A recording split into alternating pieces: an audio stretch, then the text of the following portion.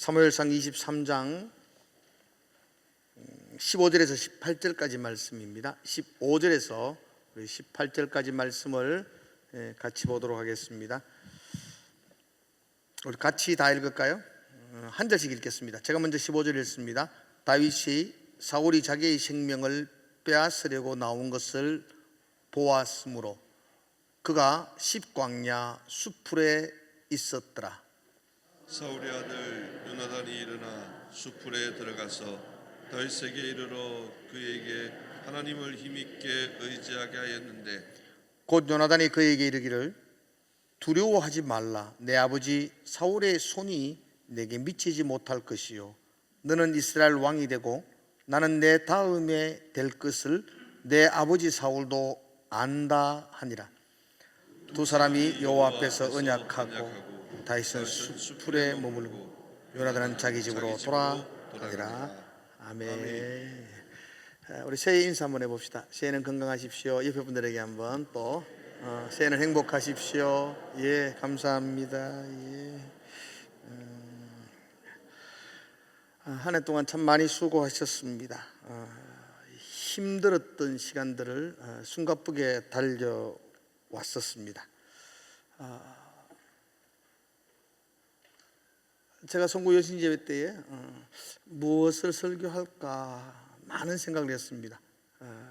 하나님께서 주시는 마음이 좀 위로에 대한 주제를 가지고 설교를 좀 했으면 좋겠다, 그렇게 말씀을 하셔서 제가 하나님은 우리의 위로자가 되십니다, 그렇게 제목을 정했습니다. 제목으로 은혜 받으시기 바랍니다. 한번 해봅시다. 하나님은 우리의 위로자가 되십니다. 아멘. 그것만 있으면 되죠. 하나님이 우리의 위로자가 되십니다. 여러분도 서로에게 많은 위로자가 되었으면 좋겠습니다. 옆에 분에게 한번 위로해 봅시다. 격려하십시다. 힘내십시오. 힘내십시오. 잘하셨습니다. 멋지십니다. 우리 잔소리는 너무 익숙한데 칭찬하려니까 할 게 없죠. 격려하고 칭찬하는 거 참 좋습니다. 우리나라가 여러분 잘 알다시피 지난 12년 동안 그 선진국, OECD라 그러나 선진국 중에서 자살률이 가장 높아요. 우리나라가.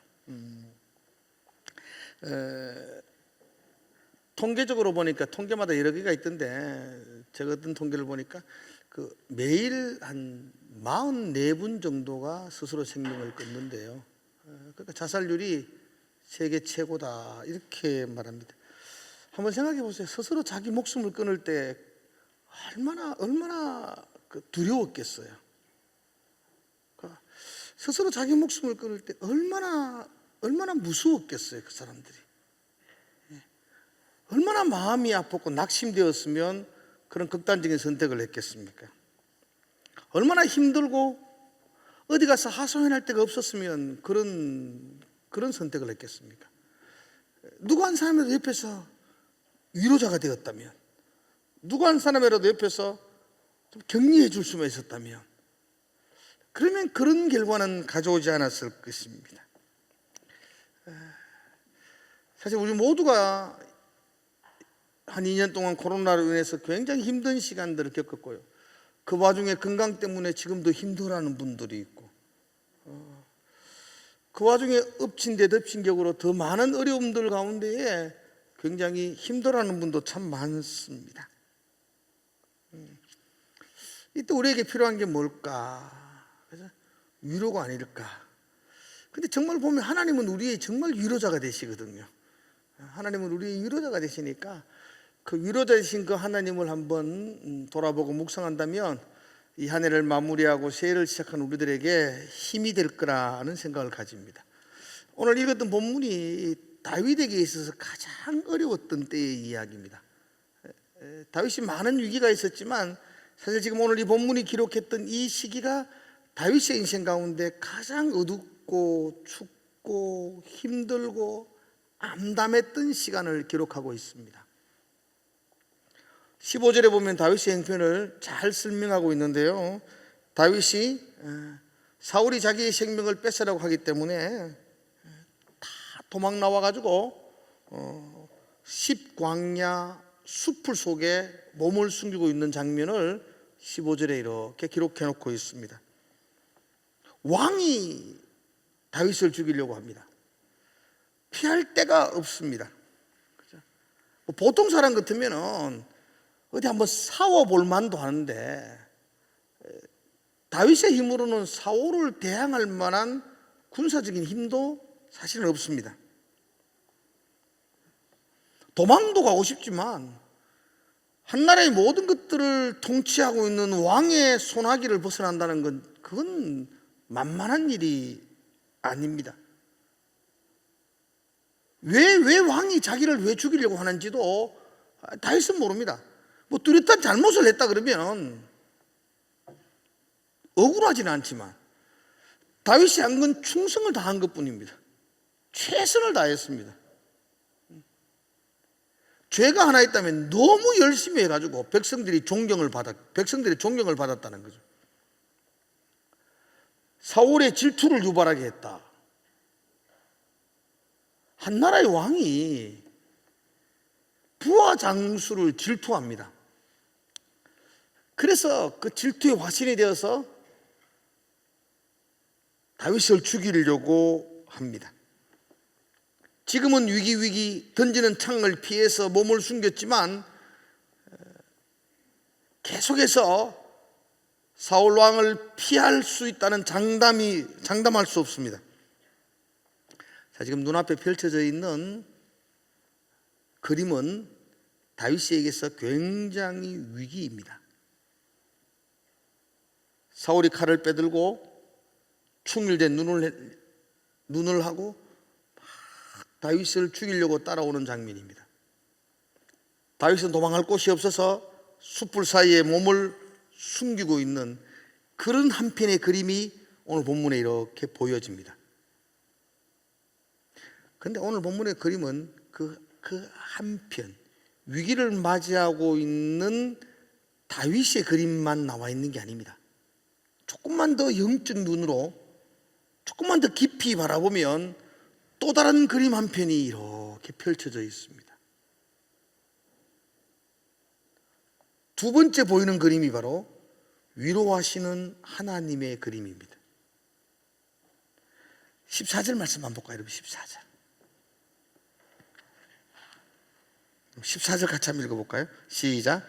다윗이 광야의 요새에도 있었고 또 십광야 산골에도 머물렀으므로 사울이 매일 찾되 하나님이 그를 그의 손에 넘기지 아니하시니라. 아멘. 그럼 보세요. 사울이 막 죽이려고 그렇게 찾는데도 하나님이 다 품으셔가지고 사울의 손에 넘기지 아니하셨다.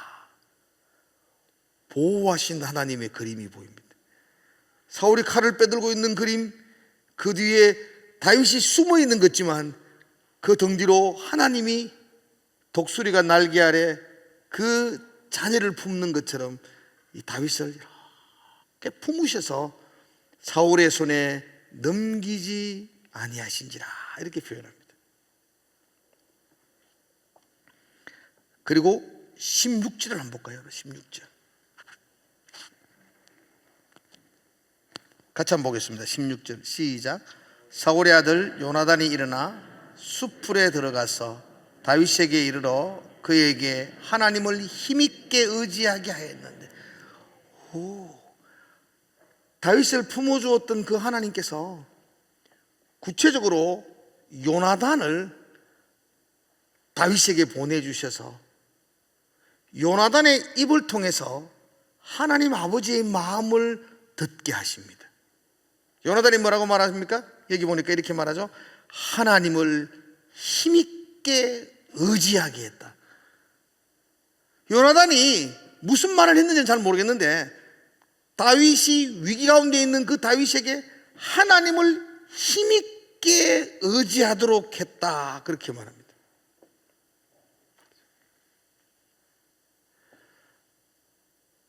다윗을 가슴에 품으셔서 사울에게 넘겨주지 않으셨던 그 하나님께서 친구인 요나단을 급하게 보내셔서 낙심하고 위기 가운데 절망하고 있는 그 다윗에게 하나님을 힘있게 의지하도록 위로해 주었다고 말합니다.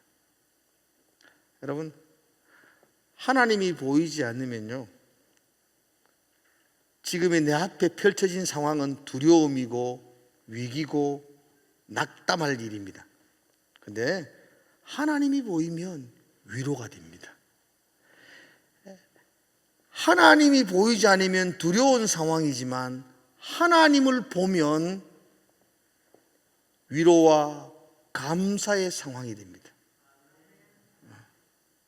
그게 지금 우리가 맞이하고 있는 현실입니다. 여러분 어떻습니까? 올 한 해 여러분들이 15절만 보이셨습니까? 사울이 칼을 들고 막 달려오는 것만 여러분에게 보였었나요?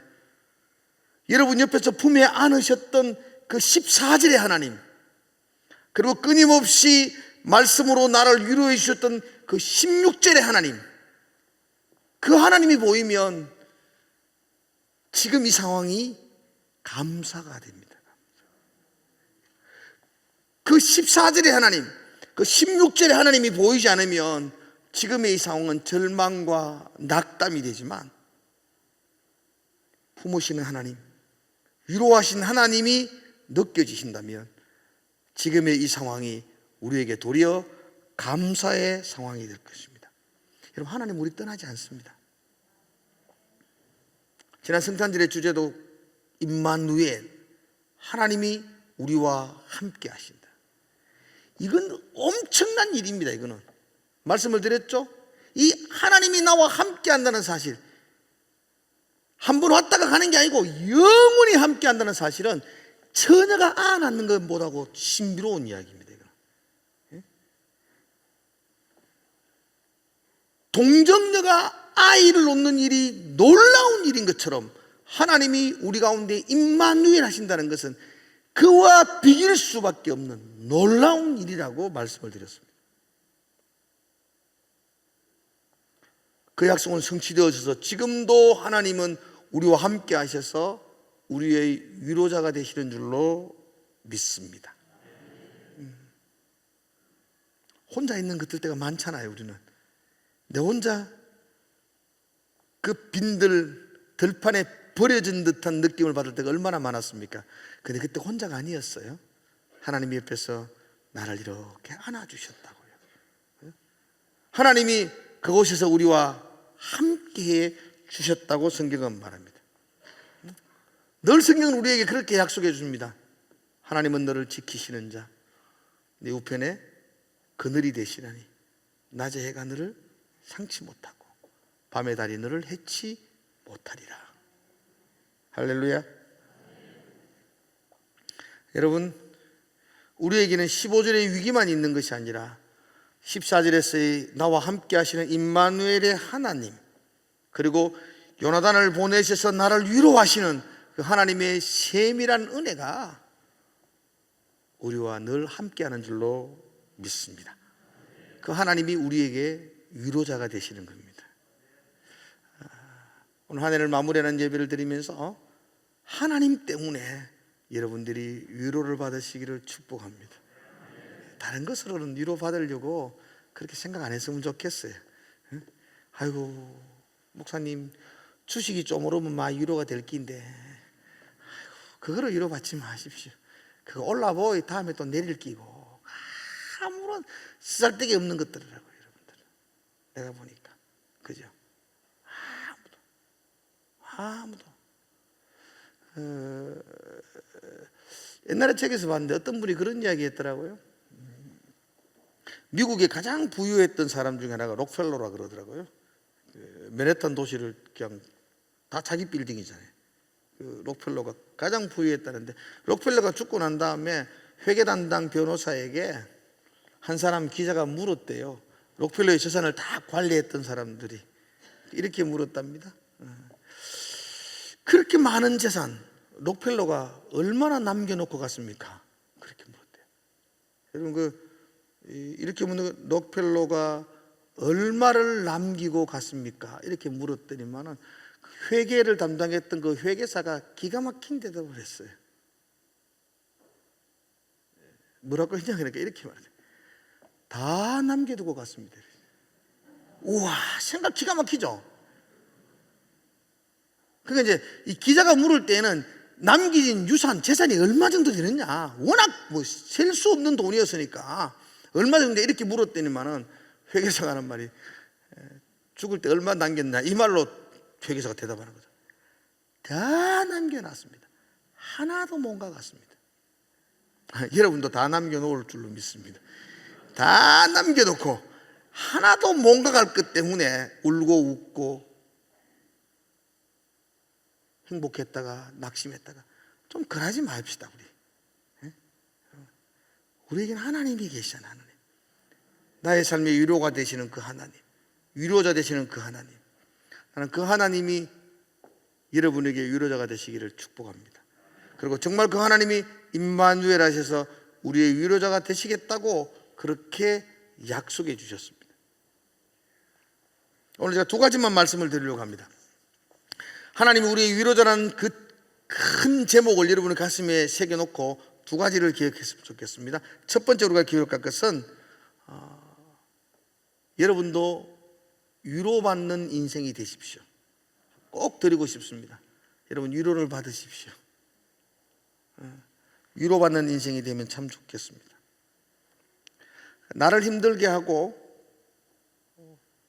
화나게 하는, 그리고 나를 위협하는 사울은 어디라도 있습니다. 누구에게라도 있습니다. 저 사람은 뭐 아무 걱정 없겠네. 한번 가보소. 뭐 아무 걱정 없을까.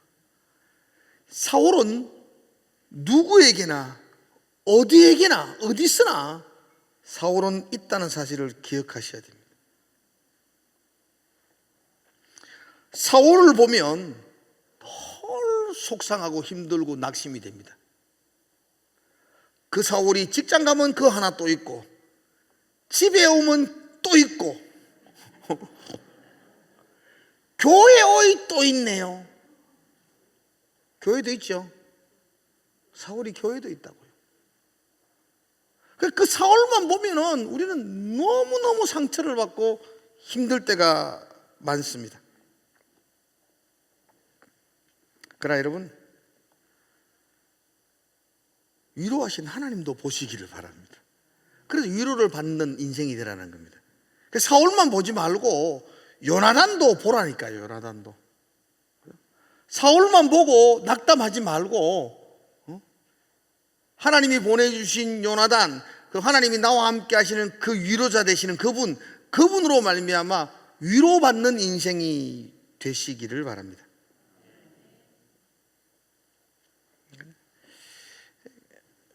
많은 사람들이 사울에게 너무 치여가지고 요나단이 옆에 와서 위로해줘도 위로받기를 거절합니다. 그게 위로가 잘 안 된다고 생각하는 것 같아요. 아닙니다, 여러분.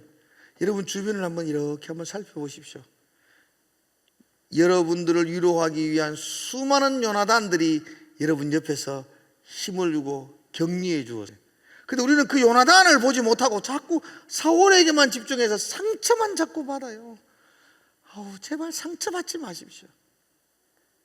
받을 게 없어가지고 교회 안에서 상처를 받고 그러십니까? 저분이 나에게 상처를 줬다, 그런 사람들 내가 많이 보는데요, 그 사람이 미쳤어요. 여러분한테 상처 주고로. 쥐가 받은 거지. 잘 기억하십시오. 그분이 여러분들에게 상처 줄 이유가 하나도 없습니다. 아이고 우리 목사님이 내게 상처 주더라. 내가 정신 나갔어요. 여러분의 상처 줄 이유가 뭐 있어요? 내가 그냥 나는 지나갔는데 지 혼자 상처를 받은 거지. 아닌가요? 누가 여러분한테 철천지 원수가 저가 여러분들한테 상처를 주려고 눈 벌게가 돌아다니는 사람이 어디 있습니까? 그냥 지나갔는데 지 혼자 상처받아가 디비지고 자빠지고 난리가 나고, 그게 우리의 현실이라고. 그래 살지 마시고 좀 계속해서 위로를 받으시는 인생이 되면 참 좋겠습니다. 위로받을 줄 아는 인생, 그죠? 서울의 어느 교회에서 낸 작은 잡지인데요, 교인들의 이야기를 적어놓은 책을 제가 봤는데 그 잡지에 어떤 내용이 있는데 그 내용이 어떤 내용이냐면 젊은 부부인데 결혼하고 한 7년이 지났는데도 불구하고 아이가 생기지 않았어요. 그래서 늘 그게 마음이 아파 고민했던 부부예요. 그래서 그 애는 참 많이 기도도 하고 하나님의 은혜를 달라고 많이 기도도 하고 했는데 근데 그 애에 유산을 2번이나 했는 거예요. 얼마나 마음이 아프겠어요. 근데 그 자매가 그 젊은 세대기 그때 그 편지를 거기 길을 적으면서 자기가 원래 유산을 2번이나 했다, 그렇게 쭉 이야기를 적으면서 결론은 뭐냐니까 너무 감사하다, 임신을 2번이나 했다는 거예요. 결혼생활 7년 동안 임신 한 번도 못 했는데 원래는 2번씩이나 했다는 거예요. 내년에는 하나님이 분명히 또 아이를 가질 수 있게 해줄 것이라는 확신이 든다. 원래 2번이나 했는데 뭐 그렇게 글을 적었더라고요. 여러분 보세요. 위로받으려는 인생이 다르지 않습니까? 2번이나 나에게 칼을 겨눈 사울을 집중하는 것이 아니라 2번이나 나에게 선물을 주신 하나님에게 집중함으로 그가 감사하다, 그렇게 표현하지 않습니까? 여러분이 그랬으면 좋겠습니다. 위로받을 수 있는 인생이 되기를 주의 이름으로 축원합니다. 우리 주변에는 사울만 있는 게 아니에요. 사울이 없는 건 아니야. 그놈 있어요. 사울 같은 놈들이 내가 가는 곳마다 있어요. 사울이 없는 건 아니에요. 그런데 사울만 있는 게 아니에요. 그죠? 요나단도 있다는 걸, 요나단이 더 많다는 걸 여러분들이 꼭 믿으시기를 축복합니다. 자, 우리 17절의 말씀 한번 볼까요? 17절 같이 한번 읽어봅니다. 17절 시작. 곧 요나단이 그에게 이르기를 두려워하지 말라. 내 아버지 사울의 손이 내게 미치지 못할 것이요 너는 이스라엘 왕이 되고 나는 내 다음이 될 것을 내 아버지 사울도 안다 하니라. 봐요, 여기 단어가 곧이라는 단어가 나오죠. 곧 요나단이 앞부분하고 연결되는 거예요. 앞부분이 뭐냐면은 하나님을 힘있게 의지하게 하였다. 그게 구체적인 내용이 곧. 어떻게 하나님을 의지하겠느냐 할 때 곧. 그리고 요나단이 다윗에게 말하여 두려워하지 마라. 우리 아버지도 안다. 너 죽지 않을 거야. 네가 왕이 될 거야. 내보다 먼저 왕이 될 거야. 그게 하나님의 마음이라는 겁니다. 하나님을 의지하게 했는데 곧 그 말을 하는, 곧 그 말이 지금 요나단이 한 말이 하나님 아버지의 마음이라고 알려주고 있는 것입니다. 여러분, 하나님의 말씀을 통해서 위로를 받으시기를 바랍니다. 교회 다니는 게 얼마나 좋아요. 늘 교회에서 예배를 통해서 하나님의 말씀이 계속해서 우리에게 위로와 힘을 주잖아요. 그걸 받으면 힘이 나야 되잖아요. 왜 옆에서 깔짝거리는 사울 때문에 계속 짜증내고 살아요? 하나님의 말씀, 이 곧 요나단이 하나님의 마음을 다윗에게 전했고 그 하나님의 마음이 다윗에게 힘이 되고 하나님을 의지하게 되었다라고 말하고 있습니다. 오늘도 예배를 통해서 여러분들이 하나님의 마음을 전달받으시고 그 하나님의 마음으로 힘을 얻고 위로를 받으시기를 축복합니다. 교인들 간의 교제, 성도들 간의 대화, 그죠? 이게 위로가 되어야 되죠. 위로가 되어야 되죠. 상처받는 인생 안 되었으면 좋겠어요. 상처가 내게 막 오면은 No thank you 이러면 됩니다. 안 받으면 됩니다. 안 받으면. 그냥 받을 거 다 받아놓고 막 괴로워하고 그러지 마시고 상처될 건 안 받으시고 위로될 것만 받으시는, 위로받을 줄 아는 인생이 되는 게 그게 참 축복일 것입니다. 그죠? 그래서 늘 이래 보더라도 좋은 사람들만 보십시오. 예. 내가 말했잖아요. 사울이 없는 건 아닙니다. 그 학자들은 늘 이야기해요. 95대 5의 비율이라 그렇게 말해요. 여러분 이게 이 놀라운 법칙이에요. 이건 심리학을 전공한 사람들이 연구해가지고 발표한 거예요. 95대 5. 여기에 저를 싫어하는 사람이 몇 명 있다고요? 5명 있어요. 여기에 있잖아. 저기 있어요. 있다고요. 저를 좋아하는 사람이 몇 명이라고요? 95명이에요. 할렐루야. 내가 5명을 보면 화가 뒤집어지죠. 막 짜증이 나는 거 5명을 보면요. 이래 5명 군데 있어요. 5명이. 그 사람 볼 때마다 막 깜짝깜짝 경기가 나죠. 근데 왜 그 사람을 봐요? 95명이 여기 있는데. 95대 5의 법칙이에요. 이게 어디 가도 마찬가지입니다. 여러분 그 100%다 좋아하는 사람 아닙니다. 여러분들 나는 어디 가도 100%다 좋아해. 그럼 내가 김일성이다 이런 뜻입니다. 그런 경우가 없어요. 그죠? 네. 5에 집중하는 것이 아니라 95에 집중하시면 위로받는 인생이 됩니다. 사울에게 집중하는 것이 아니라 그 크신 하나님에게 집중하시고, 그죠? 하나님이 보내신 귀한 친구인 요나단에게 집중하시면 위로받는 인생이 됩니다. 자, 예배 때마다 여러분 하나님의 말씀으로 위로를 받으시기를 바라요. 자, 그죠? 할렐루야. 위로 받으셔야죠. 그래서 오늘 결심하셔야 돼요, 여러분들이. 내가 2022년도는 매 시간마다 하나님의 말씀으로 위로받겠다. 결정하십시오, 여러분들. 이빨을 깨물고 매 시간마다 내가 그 하나님의 말씀으로 위로받겠다. 그러면 하나님께서 진짜 시간마다 여러분들에게 위로해 주실 줄로 믿습니다. 그런 결정을 안 하면 매 시간마다 그냥 힘들고 어려운 예배가 될 수도 있어요. 근데 내가 2022년도는 위로받는 사람이 되겠다. 매 시간마다 하나님이 부어주시는 말씀의 위로를 내가 받겠다 라고 여러분들이 결정하시면은 하나님이 시간 여러분들에게 하나님의 생수와 같은 말씀으로 위로해 주실 줄로 믿습니다. 자, 하나 더. 위로받는 인생이 된다면 그 다음에는 위로하는 인생이 되십시오. 여러분 주변 사람들에게 좀 위로자가 되십시오. 요나단처럼 주위의 사람들에게 위로할 수 있는 인생. 하나님에게 위로를 받고 또 우리가 하나님의 자녀잖아요. 하나님의 빛을 비추어 주잖아요. 하나님의 위로를 받은 그 위로를 힘들고 어려운 여러분 주변 사람들에게 비추어 주는 위로자가 되는 것, 그게 우리의 사명이어야 합니다. 물론 교회 안에서 뭔가를 바로 세우고 지적하고 올바르게 고치고 좋은 일입니다. 그 나쁜 건 아닙니다. 그러나 그보다 더 좋은 일은 격려해주고 위로해주고 세워주는 것이 더 아름다운 일입니다.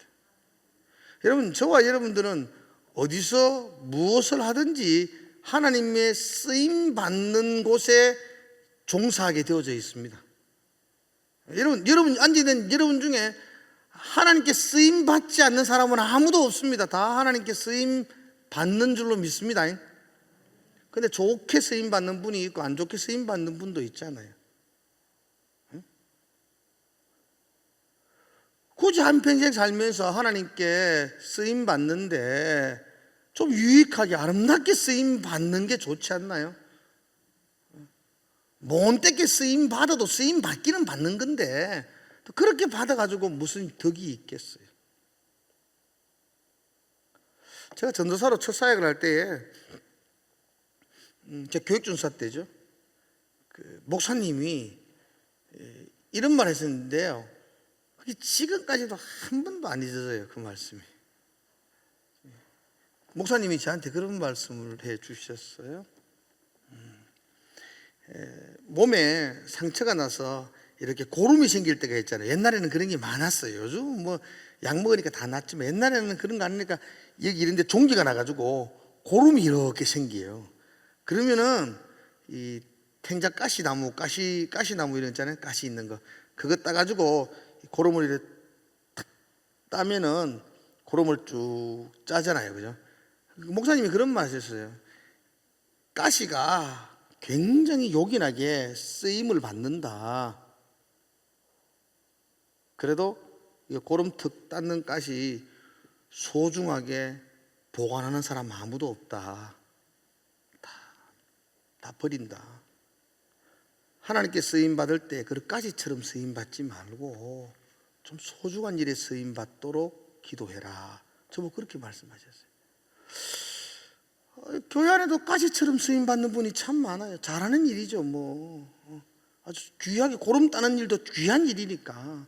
근데 꼭 그렇게 쓰임 받아서 뭐 하겠어요? 위로하고 격려하고 세우는 일에 쓰임 받기를 주의 이름으로 축복합니다. 그래서 2022년도는 내가 서 있는 곳에서 내 주변 사람들에게 그 위로하는 사람, 그죠? 그런 일을 하기로 한번 결정을 한번 해 보시기를 바랍니다. 그죠? 특히 요나단은 그 16절에 보니까 하나님의 마음을 전함으로 위로자가 되었다 그러잖아요. 다윗에게 자기의 생각과 자기의 형편을 말한 것이 아니고 하나님의 마음을 다윗에게 전해 주었습니다. 다윗이 지금 캄캄한 현실 속에 있거든요. 두려움 속에 있는데 그 두려운 현실을 이야기하는 것이 아니고 하나님 아버지의 마음을 다윗에게 전해 주었어요. 그것이 힘이 되고 의지가 되고 위로가 되었다, 그렇게 말합니다. 하나님의 마음은 비전이고 하나님의 계획이죠. 꿈이죠. 여러분, 하나님은 우리 한 사람 한 사람을 향한 놀라운 계획을 가지고 계심을 믿습니다. 하나님은 여러분 한 사람을 한 사람을 향한 엄청난 기대를 가지고 계세요. 맞죠? 옆에 사람 한번 보십시오. 하나님의 엄청난 기대가 보이십니까? 안 보이면 내 눈을 찔러야 됩니다. 그렇죠? 내 눈에 안 보이는 거지. 하나님은 그를 향하여 기대하시고 계획하시는 것이죠. 나는 안 보일 수 있어요. 근데 하나님의 계획과 기대는 우리 모두 한 사람 한 사람에게 있다는 거죠. 그죠? 그걸 비전이라 그러잖아요.